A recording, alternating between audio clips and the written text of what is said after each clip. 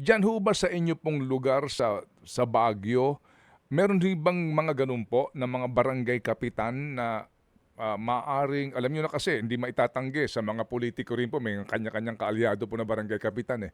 Meron din ho bang ganyan sa inyong sitwasyon na ang ilang mga barangay kapitan ay humihingi sa inyo o kaya nagtatanong kung bakit si kapitan ganito meron, ako wala?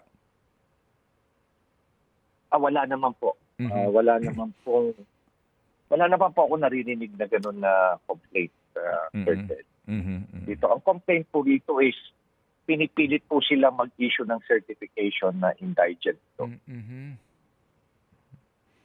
Kaya nagko-complaint po sa akin yung mga kapitan, yung ibang kapitan. Bakit sila pinipilit na mag-issue ng certification? Yun din po actually ang issue po nitong diyaan sa Daan Bantayan, 'no? Meron din pong sinasabi Oo. dito na para po yung Certificate of Indigency ang hinihingi sa kanila. Kaya ang iba nga daw po, hindi agad-agad nagre-release kaya inaaway sila. Gano'n po yung nangyayari dito. Gano'n po yung nangyayari dito. Complaint po sa akin, nilapitan po ako ng mga ibang Mm. barangay kapitan po.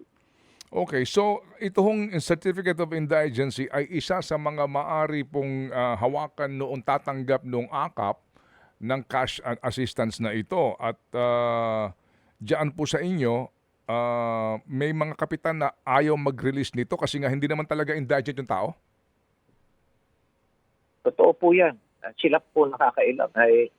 Meron po nakakaalam ng talagang economic situation po ng kanilang mga residente po rito. Mm. Isa po yun, yung mga kapitan. Talaga pong may sila, may say po sila dyan.